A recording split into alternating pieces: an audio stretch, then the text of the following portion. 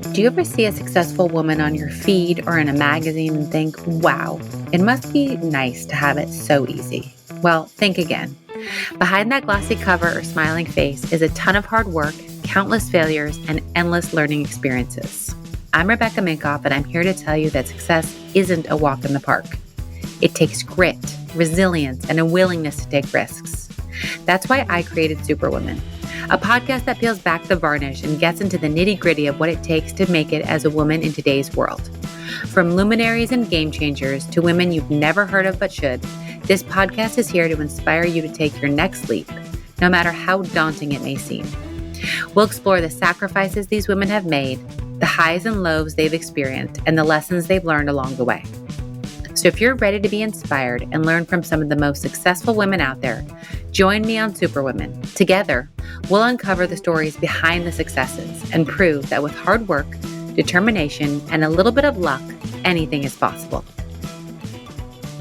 Hey everyone, you're listening to Superwomen. Today's guest is a dear friend of mine, Lori Harder. She has an incredible podcast. She has books that are bestsellers. She has courses. Her life's work has been to teach women through all of these incredible areas to connect with their like-minded tribes, find their purpose, and take the big leap into their entrepreneurial dreams. And guess what? She's taking some of her own advice. She recently launched glōci, which is a skin routine you can drink. It's a daily beauty hydrator created with superfood ingredients designed to transform your skin and gut from the inside out. If you are a Superwoman fan, you know anything gut related, I am very excited about. So I was thrilled to be able to bring her back onto the podcast where we talk about everything health and wellness related, how early challenges as a young woman in the arena of her weight and family led her to go back to her roots and make something that is helpful to so many. Take a listen. Lori, welcome to the podcast. I'm so glad I get to see your face, even though we are both vacationing, sort of working remote in great places. Let me say that, not vacationing. So we don't get to be in person, but thank you for coming on the podcast today. I'm so excited to be here. And yeah, the whole reason I podcast is literally just to meet more friends and catch up with friends and get content. Totally. And we met, I can't remember if we had met when I did the podcast, or I know we met in real life for the first time at our Female Founder Collective retreat, but I don't even remember how we even got connected. I think it was first time we did the podcast, but you were on my bucket list guest. So that's how we connected. Stalker. I'll admit to the stalkery. So that's how. Well, thank you. Thank you. Well, I'm glad I finally get to put you in the hot seat. Yes, this will be so fun. So we're going to get into your newest venture, but prior to that, will you take us on the journey of what you started out doing and how you've sort of turned into this multifaceted entrepreneur? Oh my gosh. Okay, I'm going to take you way back briefly because all of the things that I had done up until the point of the product was really because of kind of how I was raised and just the different challenges that I was working through for myself. I find that we create the best stuff. And I know that you know this with all the women that you work with, like we create things out of our own need. So for me, a lot of my events and books that I wrote and podcasts, they were all based around like connecting to different networks, like learning how to network and also female friendships. So the reason for that was I was born in a really small town. And take a small town and make it even smaller because I was also raised in a more restrictive religion where my congregation was about 114 people. And I wasn't allowed to associate with anyone outside of that religion. So when I was 18 and I decided to leave, that meant leaving literally everyone that I had ever known and ever met. And, you know, as a teenager, I also started getting like these like feelings and visions around what I wanted for my life. And at the time, you don't know what they are. Like they're not visions. They're kind of just like daydreams. And I remember being like, oh my gosh, this feeling of I'm meant for more does not fit into my current reality because we weren't supposed to do anything outside of like going door to door and serving God and going to church 4 times a week and doing all these things like that.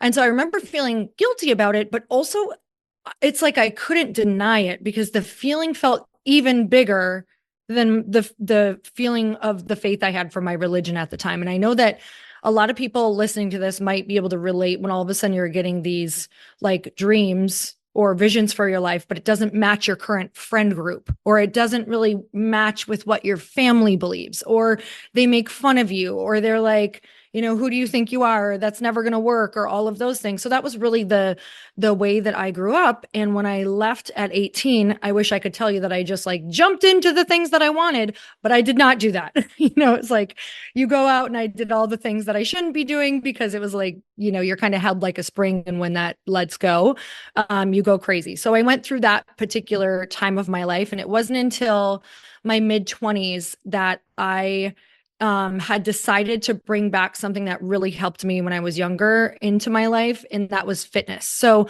I grew up not only in, the religious family, but also we were really overweight. And I remember just my family would always tell me, like, it's our genetics. We're all overweight. Like, I sat around the table with I have 4 aunts. And I remember they told me I was like 10 years old, and they're like, just wait, you're going to be fat like us because it's the family. Like, it's just how you are, how we are. And I remember feeling like 10 years old, you don't know what you're feeling, but I remember being like, I reject that statement. Like, I'm going to figure out what it means to try to have different habits and not let that, like, just choose to let that be my future. So fitness for me, even at a young age, I had started working out. No one in my family did. And I remember them saying like, oh, you're just lucky. Like, you must just be lucky. And I'm like, I'm working out and learning how to eat right, but okay. And so in my mid 20s, I went back to fitness because I always ended up feeling better. I just noticed I had less anxiety. I just felt calmer. It was a great way to deal with stress. And I'd kind of lost myself. And so got into fitness, started personal training. That's really when I I ended up opening my own like small gym. And then from there, I had the dream of being on fitness covers because I wanted to, back in the day, remember when magazines were like still cool? I still think they're cool, Lori. I I'm a still love holdout. them I too. hope they make a comeback because there's nothing better than just flipping a page. I don't know. That's why I look forward to flying. I'm like, I'm going to go get all the magazines and I'm going to look through them like on my flight. It's going to be great. But then you have Yep. these pile of magazines that you're like, oh yeah, this is kind of like, I'm done with these. Who wants this? Right. So that became a dream for me because when I was a teenager, I used to beg my mom to get me fitness magazines because that's where I would read and learn about how to actually become fit. Like, is this my genetics or not? And so I had that goal of getting on a fitness magazine, and I started competing. And fast forward 4 years of a lot of failing and not winning, in 4 years of doing like 6 competitions a year, I finally end up winning like 2 big competitions that year. And I used And you're that. talking about like bodybuilding, weightlifting competitions. So these were Fitness America competitions. So some of Okay. them had the routines and some of it didn't. So Okay. yes, they were like the figure bikini competitions that you see. Okay. And I joined a particular like sort of pageantry one that all of the girls who were doing these fitness covers that I wanted to get were doing. And that was kind of the beginning of launching my career. But also, something I left out is a lot of why I chose fitness was because it was one of the only careers that I found that didn't require a GED, and I didn't graduate. So I'm like, okay, this one doesn't ask. I'm going to go with this one. So I had always had this story in my head like, I'm not smart enough. I can't do this. And I was like, what can I do? What can I do? And so fitness became kind of like that vehicle for me to start building my career and credibility and all of the things. And from fitness, when I had my gym, what ended up happening is I started training all of these women. And I don't know about you, if you've had this experience, I'd love to hear. But like when you start out on a fitness journey, if you've never done it, even if you're just walking or working out, like it's almost like your first like spiritual awakening. You're like, oh, wait, there's more. Like when you start feeling good and taking care of your health and eating better food, it's like you can start hearing like that voice that's like, oh, maybe I should do this, or maybe this would be a good idea. And so what I would notice is I had that experience myself, but then all of these women that I would train with, it's like they'd be like, okay, now I understand like how to be healthy and fit. And they would start having these like big dreams of wanting to do something else. And so at the time I was starting to get into personal development and starting to like dabble in I was doing entrepreneurship, but starting to dabble in like other going to like masterminds and different business events and personal development events. And I was like, wait a minute, all of these women who are working out with me. And also I started an online fitness membership that grew pretty big over 9 years. I was like, all of these women now like want to go do something else too. What is something that I could offer them? And so I started in the personal development world, and I started a 3-day event that was much like a Tony Robbins event. I did that for like 9 years and had like 500 women from all over the world come. Wrote a book on female friendships and how to like you create those friendships and network to really build out the life that you want. And then from there, we did entrepreneur events. Like it just kind of all spouted off from like, okay, this is a human who's now cracked open. What do they want? Okay, they need personal development. And once they get the personal development, then they want to do entrepreneurship. So we kind of just through the years started creating these different products for what was the next step. It's like entry level all the way to like, here's your next step. Your step 1, your step 2, your step 3. So that's kind of how the career evolved into now I'm doing a physical product, which is really exciting. So what was that like going from more of a advising and mentoring women to then, okay, now here's a product, which goes back to your original roots of eating healthy, working out. What inspired that? And then has that been like a shock to the system? Like, oh, I actually have Mm, inventory and I have to create something that like lives and is an actual item versus someone, yeah. buying a class and all that. Yeah, it's completely different. I will tell you, I did get like a major training wheels portion of my life because I did join a network marketing company about 14 years ago. Okay. So when I was training people and when I had my online program, what do people who work out always struggle with? Food, nutrition. Hmm. Hmm. And I wasn't a nutritionist. So I always, like I'd gone and gotten some certifications in nutrition, but I wasn't like it wasn't my passion. And so I would work with people who did meal guides and everything. But even with these amazing, insane, in depth meal guides, I even wrote a cookbook, like that's great, but people still struggled with food. So I had started on this network marketing company for myself. I was like, oh, I need supplements. I want this shake because I'm struggling with like getting all my food in while being busy. And one of my clients ended up losing 100 pounds on this network marketing company. And it was in 6 months. In 6 months, let me add that. And I was like, holy crap. Like, I wish I could say that this was all my doing, but I know that it's not. So she asked me for 6 months to be a part of this company. And I was like, no, no, no, absolutely not. Well, 2008 hits. My husband was in mortgage and finance. We end up losing like our house, our cars. We were $300,000 in debt. And she comes to me like a couple months after, asking, like, you need to be a part of this network marketing company. And she brings me a check, like one of her checks for the week. And she shows it to me, and I didn't know it was for 1 week. And she shows it to me, and it's $13,000. And I'm like, wow, okay, like my ears are perked. You now have my interest. And she goes, Lori, this is 1 week. And she's like, you have all of these women who are always asking you about food, and you said that's their number one struggle. And I'm like, and mind you, I had kind of started it just like 2 weeks prior to her bringing me this check, and I was having like my own little personal transformation on it. And so that was the moment where it's like we were at rock bottom, and I just decided to go for it with network marketing. And so I absolutely I will say that that was the best like boot camp to understanding how to sell products because it's low risk, right? Like I'm not doing the inventory. I'm not having to like run any of like the crazy back end, like make sure everything's working. I'm not the one who like does customer service and all that stuff.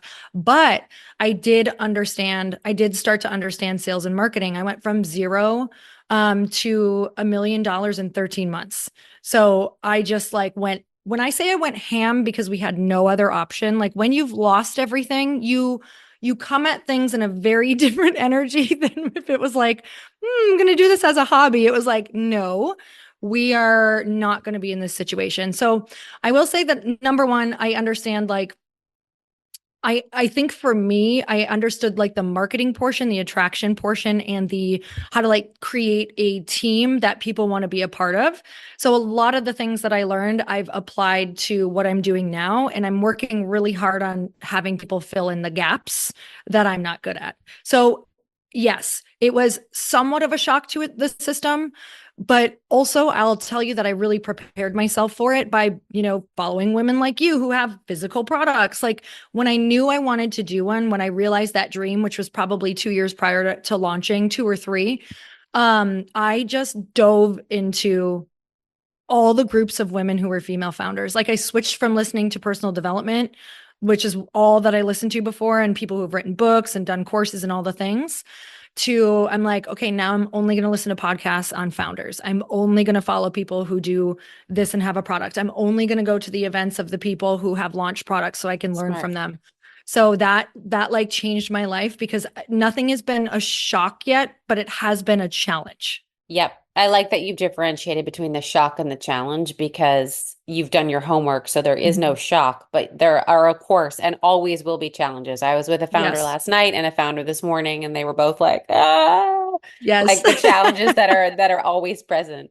So you mentioned networking, and I think it's important to touch on this because you obviously have given women so much great advice, but I feel like half the battle is tackling how to network Mm, as a founder and as an entrepreneur.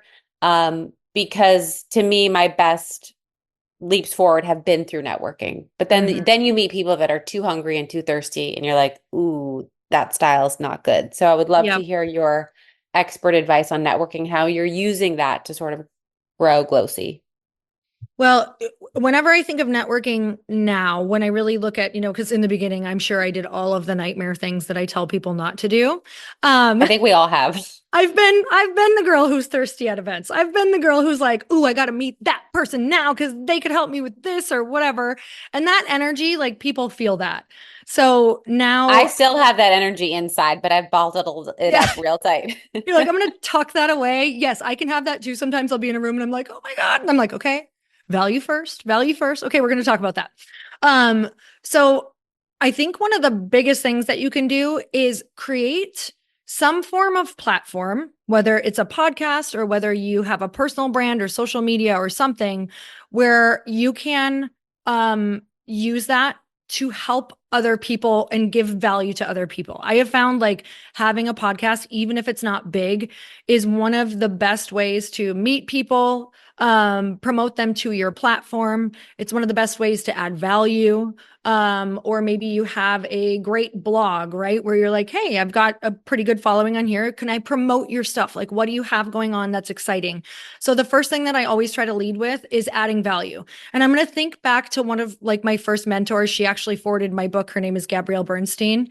And the way that I started networking with her, right? Because I'm like a peon. She doesn't know who I am at all. I've never done anything. I'm like getting into this woman's world. How do I get this woman to potentially notice me in the future? And would it be great if she forwarded a book later, or help me, or, help me navigate that world? Yes, but that's not happening right now because I just met her and I don't want to like be too much. So I'm thinking of all the things that I did. Whenever she would launch a book, I would be the first person to share it and link it. And I wouldn't just do it once, I would do it multiple times. I would gift that book to friends because it changed my life. And I would be like sharing the book with however many people I possibly can. And then whenever she would have a book tour, I would try to go. Like if it was in LA, I would be there, and I lived in LA, I would totally be there. If she had something in New York, I would once in a while fly there and just kind of always go and support. That's it. I would bring friends. Like I had an event in LA that I brought 10 friends to. And I just told her, I would like just message her like, "Hey, I'm so excited. I'm bringing 10 friends." Let me just tell you, if I had a girl, and I do have women who do this, who are like, I have a girl literally in my head. Her name is Ali Aruda, and she brings like 5 women to all of my events. And she is the number one girl that I'm like, I will go out of my way for this girl because she's saving me work and she's such an advocate. So then I ended up also paying for coaching with Gabby. Not a lot of it, but enough that it was like, great, I really value this. I want to learn from her. And now you're really on that person's radar. So after, 3 years of adding all this value, I felt like it could possibly be okay and appropriate to ask if she would ever be willing to write the foreword for my book.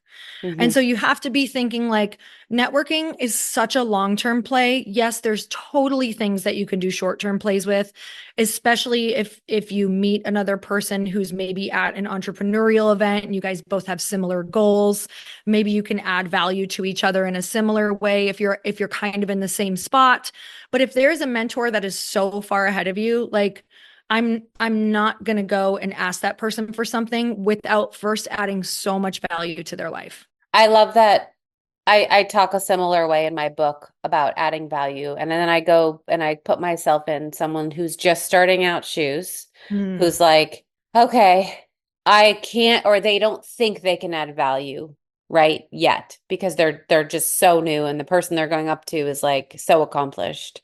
What would you say to women like that? Is it similar to the bringing five friends and buying the book and buying the mentoring and just, showing up again and again before you make your ask? Showing up again and again. I don't think there's any way around that. I think that you have to prove that you're the person who will show up and who will do the work. Yeah. Because I guarantee when I think of you personally, I'm like, I know that you love to help women who are willing to help themselves, who Hmm. like will go out of their way above and beyond to make sure that they're doing the work to make their dream happen. Like if you saw someone do that when they are asking you something, even if it is a newer person that you meet, but if you see that they are doing the work, you are 10 times more likely, well, 100 times, 1,000 times more likely than someone who has no track record of like, this is my first event. I don't know how I feel, but I want this handed to me. You're like, I don't know you. I don't know if you're going to like waste this advice. Like you only have so much time, all of the things. So I do believe you have to put in the work and you have to build credibility. And honestly, it's like, I understand why in the beginning people don't want to help people they don't know. Like you don't know if you can vouch for this person. What if you give them a big opportunity and they totally bomb it or treat someone terrible or you have to like be out in the world enough for us to know your character. 100%. Or you help them and then you never hear from them again and you happen to run into them. They're like, oh my God, because of what you did, blah, blah, blah, and blah happened. And we're so successful now. And I'm like, cool. Glad you kept me up to date on Awesome. on what I did for you. I would have loved to have known that. Just introduce you to your factory that got you started, but that's Oh okay. my gosh. Yes, that would be nice to hear. That would be nice to know. So tell me more about glōci. Like what inspired you to launch it? All the things, because I'm a health nut. I hate the word biohacking, but whatever. I'm deeply into it as much as I can be. And I love all things gut. And I'll give you my tirade in the gut, but I think that so many people are attacking these problems that are because of a gut imbalance and not because of anything else. It's not your receptors not talking. It starts with our guts. And so when you said that, I got very excited. Okay, so I started this product. It's called glōci. Tagline is a skin routine you can drink, and it has a ton of ingredients that I am obsessed with. I'll share that in a minute. But it started because I noticed that I told you I was in health and wellness and the whole fitness career for a very long time. And I get overwhelmed with supplements. Like I get overwhelmed with like what should I be doing? What are all the things that I should be doing? And I can tell you that my routine has not been super solid through the years. Like I rotate all of these different things. Sometimes I get confused, sometimes I get overwhelmed, and sometimes I quit all of my pills altogether because I'm like I'm over it. And so the one thing that I noticed that stayed like consistent was I always drank hydration packets because I'm like a toddler and I want to drink water, but I need it like flavored for me to drink it. And so one day I was looking at these hydration packets and I'm like, my God, like I always take these. And I try to buy the ones that are good for you, but it was like the first day that I was like, what's in here? Like, what actually is this? Like, what am I paying for? And I was paying like $50. And I'm like, holy crap, I'm like, this is really expensive salt and sugar. Like, this is crazy. And I'm like, for someone who cares about her health so much, I'm kind of just like, okay, good, I'm drinking water. And so first of all, I had that realization of like, this is the vehicle that I would want to make better, meaning the packet. That is the vehicle that I would choose because for me, it's been so easy. It's something that I do. It helps you drink more water. So no matter what you're winning already, if it's something that makes you drink more water. And so before I even did this, I went and like, when you start getting ideas and you call your girlfriends and you voice note them and you're like, hey, I have this crazy idea. Do you drink but tell me, do you drink hydration packets? Like, what are you doing? What are you using? And majority of all of them were like, yes, I do this. Or some of them were drinking like three. And I'm like, what are you doing? Why are you drinking three different packets? Like, what is this different hydration thing doing? And none of them really knew.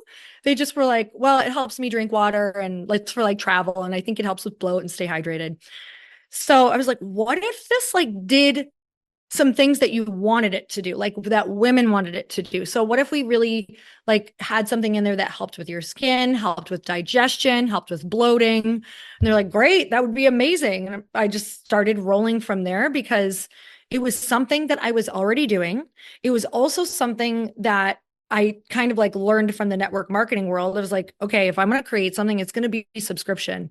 Like it's going to be something that they're ingesting daily as well, because it is a whole lot easier to really like, get it, even if it's a small customer base in the beginning, and like really nurture those people and work really hard on the messaging around subscription and consistency and all the things, than to continue to go and get brand new customers all of the time for people that may not repeat. Like, Yep. thinking of I also love clothing. I also love beauty products. But when I was thinking of like, how do I give myself the biggest fighting chance in the beginning? What type of product would that be? And it's learn from network marketing. It's a daily consumable. It's got to taste good. You've got to feel like it's helping with some sort of daily routine, consistency. And then you get those repeat customers, and it's a whole lot easier to nurture a customer that you already have and like treat them like gold and really like help them stay on than to go get that new customer. So that's where the whole idea came from. And it's a need that I had, and now I'm just, made from it. So And so how long ago did you launch it? we launched it. It came out like 3.5 months ago now. Wow. Congrats. Thank That's not you. an easy feat as someone who's on my own journey with stuff. No, but it was, I mean, like it truly to me is the most fun, exciting thing I have ever done. And are you self-funding? I had raised money for a different company, so we pivoted in the middle. So it has had a very long, challenging journey. I did start raising money during the pandemic. Okay. And it was for a light rosé and non-alc company that we had started. And we couldn't get it to the finish line. So we took the money that was left over and started it. So we had Gotcha. raised 2 million. By the time I started this, we had 1 million left over. And we launched with that. Wow. And what would you say was exciting in terms of something that you applied from your past work? And what would you say like your first hurdle was that you didn't anticipate? Or maybe you anticipated it, but you were like, okay, Yeah. that sucks. Something from my past that worked. I would say that was building community and like understanding, really learning and working really hard on having a personal brand. Um, that had the pillar of health and wellness and ease. But also just like such community. I have poured into my community. I love them. Don't get me wrong. It can be really challenging at times, but because I had that platform, it made our launch and just those first couple months so much easier, because you do get that influx of people who I had brought along with me. That's the other thing. I had built that personal brand and really built it based on community. But then when I started the journey of the product before, I've taken them with me from the very start, like the lows, the highs, the nitty-gritty, like really in depth on my podcast of exactly what's happening, so that when I launched this product, I felt like people were just like so excited to support it, because I think when you launch it that way, it makes it possible for them. Because if you pull back the curtain, which is exactly what I did, it was like, I'm no different than you. Like, I didn't graduate high school. I just built a personal brand and I've showed you how to do that.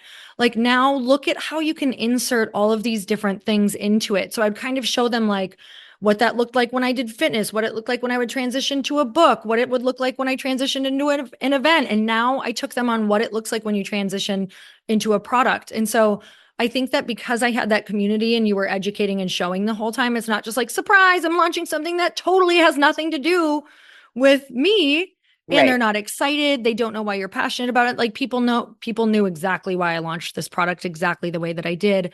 And I also surveyed them. Like, I took so many surveys from my community that they felt like they were a part of it.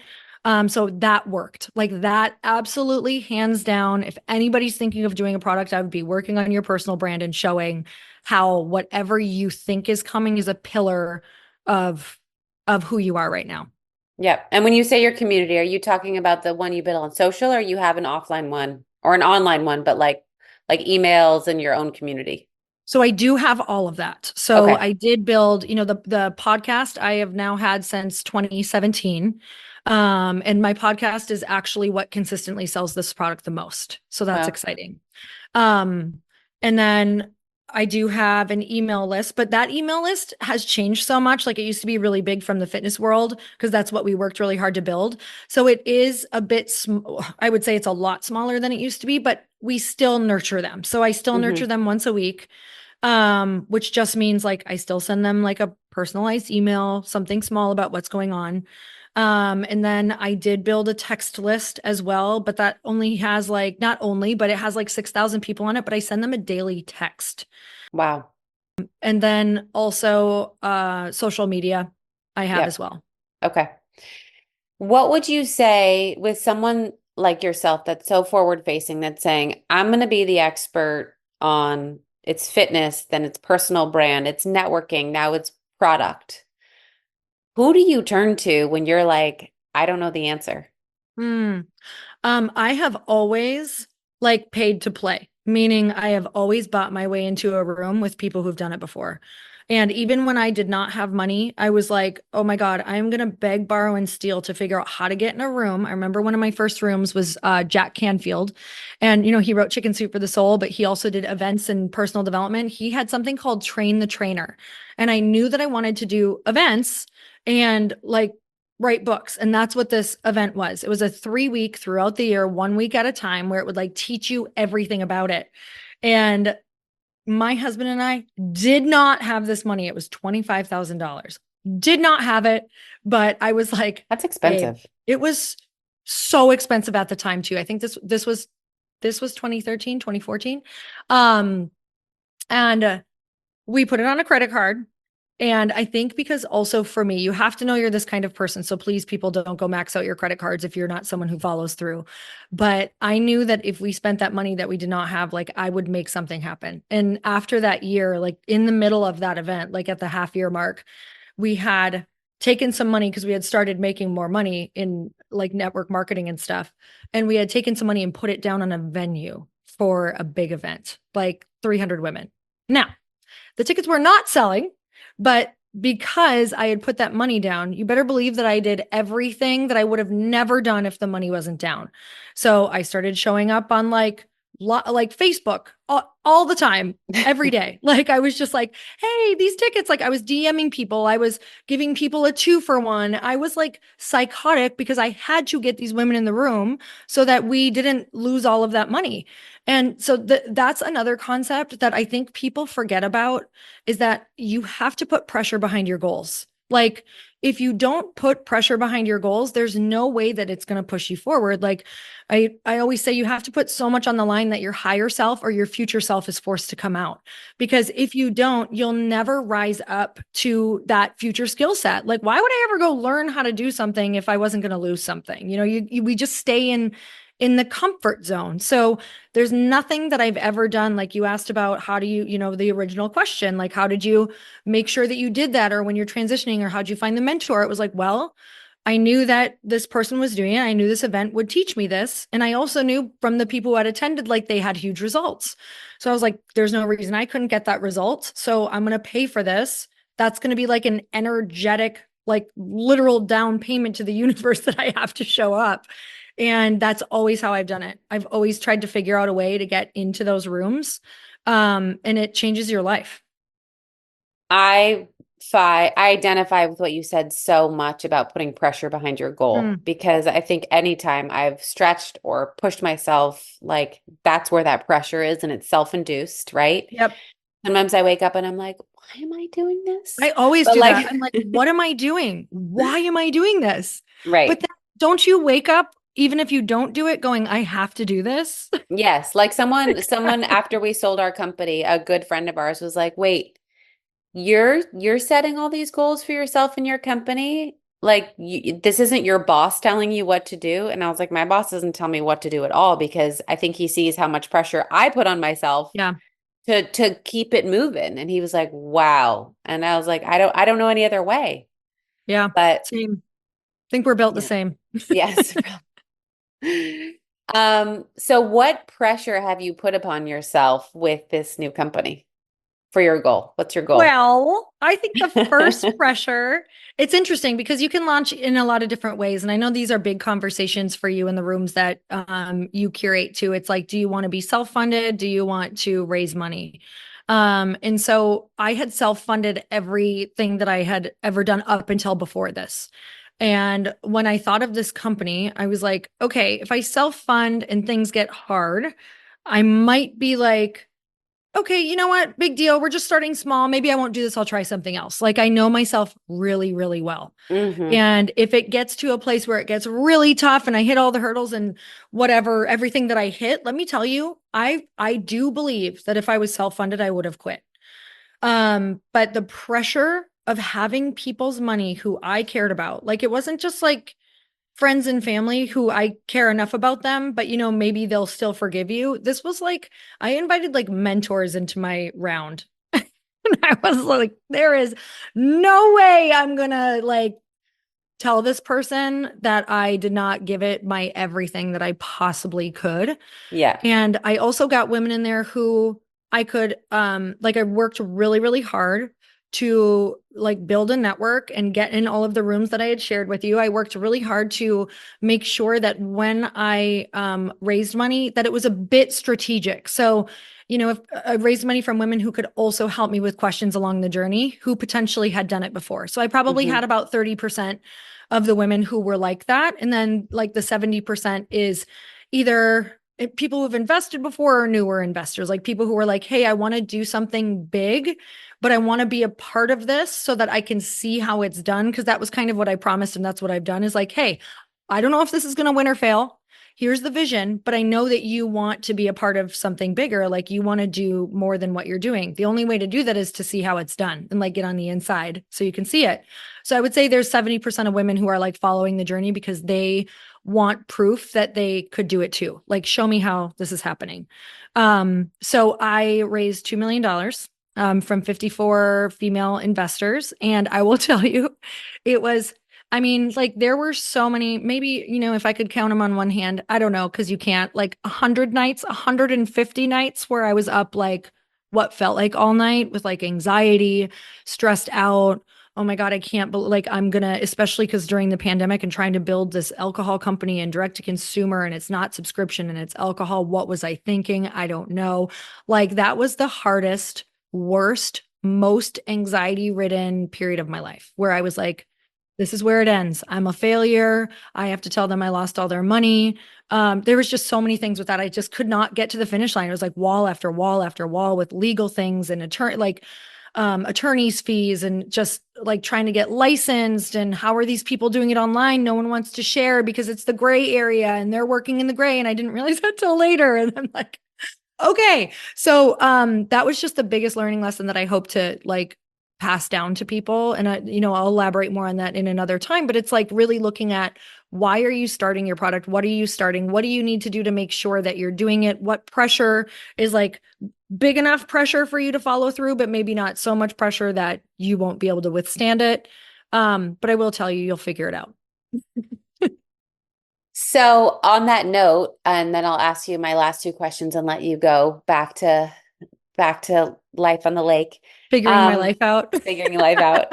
Aren't we always? Yes. So many people are so either like there's such a shame attached with it didn't work, or Mm. they call it giving up. And then it was like making the word pivot seem like you're covering up for it not working when really you're just fucking smart for changing course, right? Yeah, totally. How did you navigate that in that moment of like, okay, this needs to change because it's not working? And did you go through that like shit we all do to ourselves, which is like you said, I'm a failure, anxiety. Like, how did you get out of that and go, okay, this is what it's going to be?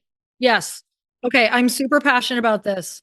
Let's go on tour and let's call it like redefining pivot because I think that people are failing because they're not pivoting like soon enough or recreating or evolving because they think like, oh my God, this was the original idea. It's not working.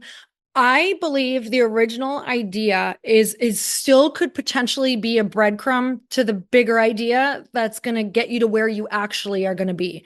And so that is now a belief I hold, is like, you have to actually have followed that original idea and even gotten it to a place where you think it's failing, but it's not failing, because the lessons that you had learned up until that point are now going to set yourself up for this thing that you're going to quote unquote pivot into. I want to call it like evolving into, because it's not pivoting. It truly is going, oh, this was the idea. Then I learned about more about the market, or I learned about how to make it better, or I learned about this isn't it at all. My audience actually wants this, but I only learned that because I started with this. So what helped me is, you have to be, again, I mean, like, I'm such an advocate. I don't care whose room you're in. I wouldn't have known to go and ask people and to like start asking better questions and to have that inkling of, wait a minute. I think I remember someone in one of these like masterminds or business rooms or even podcasts say, that they had pivoted before, or what this looked like. So I went and I asked a few of my friends who had raised money and started companies. I was like, hey, can I talk to you? Like, I gotta like, but I want to really tell you where the state of my company is at. And I'm like, I'm embarrassed, I'm ashamed, but I gotta like share exactly where I'm at in order to get help. And so I shared with this guy, Bill Glazer, who also helped me raise money. And he's like, so this is what my product started as. It was totally different. I burned through all the money just doing R&D. Like, I had to raise more money before the product even came out. And he's like, who cares? It's not a big deal. This is how companies are built. And I'm like, wait.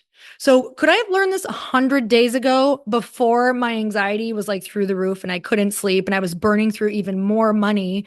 Like, I would have been thinking of this other idea that was already on my brain as an upsell. Like, I'd already had this idea as an upsell on my mind of like, well, what else can we like make the AOV, that the basket average order value, how can we increase that? And so I was like, oh my God, all it takes is asking other people who have done it. And all of us are sitting. See, the more that you start to feel like a failure, the more that you start to have shame, and the more you don't share. The more you don't share, the more you burn through money that you do not have, and the more your company is going to fail. Because if you don't share vulnerably where you're at with multiple people, they can't actually help you. So if you asked me, if you came to me and said, Lori, how's your company going? And because it's you and I'm embarrassed, I say, great. Oh my God, it's going great. Things are smooth. Like, we're sort of on track, or we're a little delayed, but we'll get there. Like, and I just take the road of like, I'll get it done. Okay, that doesn't get the job done because you Right. never get an answer. Right. And so I learned really, really quickly, like, go be vulnerable, go find that group, go share it in order to get the help that you need. And also, it was like, after I got a few people who told me that, like, this is so normal. Like, here's what you can do. It's totally normal to pivot into something else. You still get to use that money. Here's what it looks like. Here's how communicating to your investors will look, because that was my biggest fear. They helped me with all of that. I did not do any of that alone. I didn't even write that first investor letter alone to them. Like, I had help and hand holding through all of that. And now I fully feel like, oh my gosh, I will never sit in a problem for more than like an hour on my own that I feel like I can't solve. So smart. Such great advice. I'm so happy you shared that, because I think we do sit in our failure sometimes, and then we just dig a shame hole and we don't come out of it. Well, that shame hole's ugly. I'll go on tour with you anytime, Lori. Okay, great. Join me in my shame hole. We won't be there long, but Oh my God. Okay, so my last two questions that I ask all my guests. What is one thing you'd like to pass on advice-wise that you either learned the hard way or someone gave to you? And what would we be surprised to know about you? I mean, what I just said is probably like, I get really emotional thinking about it. Like, it literally just made me kind of tear up thinking of somebody stuck in the spiral of thinking that you're failing.